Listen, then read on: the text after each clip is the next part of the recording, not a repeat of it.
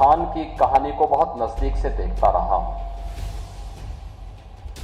मुझे याद है 1996-97 में जब मेरे पास यहाँ के एमबीबीएस के फाइनल ईयर के छात्रों ने गुहार लगाई थी कि साहब हमारा मेडिकल कॉलेज बंद हो रहा है, हम कहाँ जाएंगे। और मैं देखता हूं आज वे छात्र अच्छे डॉक्टर बनकर के प्रदेश और देश के अंदर अलग अलग जगहों पर कार्यरत हैं। मैं कहीं जाता हूं, वे लोग मुझसे मिलने के लिए आते हैं।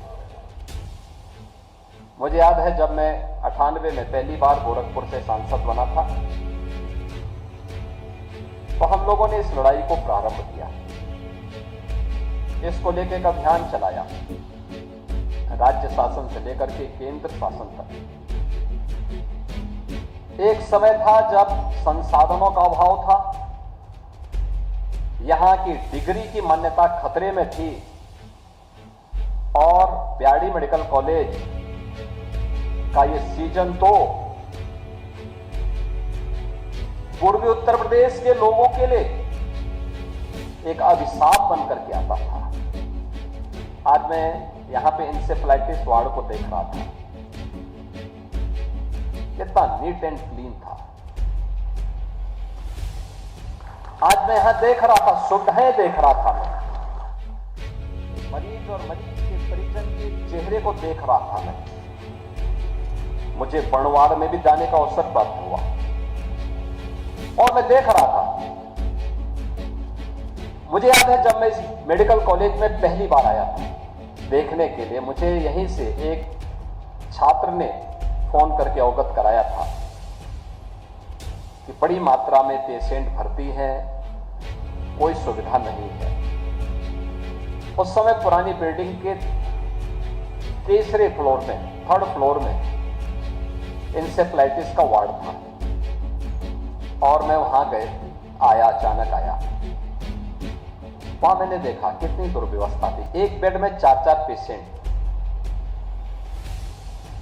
एक भी पंखा नहीं चल रहा था, यानी एसी और कूलर की बात तो दूर, पंखे तक नहीं चल पा रहे थे।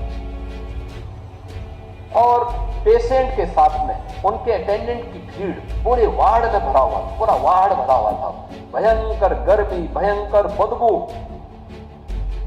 मेरे साथ जो 2-4 लोग थे वे सब इधर उधर भागते हुए दिखाई दिए, क्योंकि जो भी वहां जाता था उसको चक्कर आ रहा था वहां गर्मी से, बदबू से।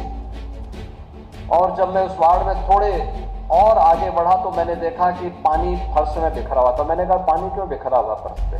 तो लोगों ने कहा साहब आप सोचिए 3rd फ्लोर का टॉयलेट चौक था। मैंने कहा कब से बंद है? कहा साहब 7-8 साल हो गए। अनुमान कर सकते हैं क्या स्थिति रही होगी।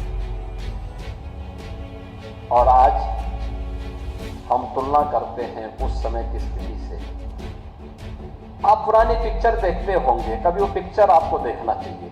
एक ही बेड में 4-4 पेशेंट होते थे। डॉक्टर मेहनत करता था, यहाँ का पैरामेडिक्स मेहनत करता था, मैं सचमुच उनका अभिनंदन करूंगा। संसाधनों के अभाव में उन्होंने यहाँ पे इंसेफ्लाइटिस से बहुत लोगों की जान बचाई। लेकिन इस सब के बावजूद प्राइवेट टैक्सी से लोग आते थे, उसी नगर से टेम्पो से आते थे, महाराजगंज सिद्धार्थ नगर से भी टेम्पो से आते थे। और पिछले 6 वर्ष के अंदर आपने बदलती हुई तस्वीर देखा है। मैं आज देख रहा था, मैं पूरे आंकड़े इकट्ठे कर रहा था। कुल 40 पेशेंट अब तक इंसेफ्लाइटिस के आए हैं, कोई कैजुअलिटी नहीं है। ये दिखाता है बीमारी पर प्रभावी नियंत्रण कैसे होता है। एक मॉडल है, एक स्टडी है ये। हम इसको देश के सामने, दुनिया के सामने रख सकते हैं। हमने सफलता प्राप्त की इसलिए क्योंकि यहां पे डॉक्टर्स की टीम, स्वास्थ्य विभाग और चिकित्सा शिक्षा विभाग की टीम अंतर विभागीय समन्वय के माध्यम से प्रशासन के साथ में, पब्लिक के साथ में, स्टेक होल्डर्स के साथ में, अंतर्राष्ट्रीय संस्थाओं के साथ मिलकर के उसको प्राप्त करने के लिए अडिग दिखाई दी। हम आभारी हैं प्रधानमंत्री मोदी जी के, जिन्होंने आने के बाद इंसेफ्लाइटिस की समस्या का समाधान हो, यहां के मासूम जो असमय काल कलवित होते हैं उन्हें इससे मुक्ति मिले, इसके लिए उन्होंने गोरखपुर में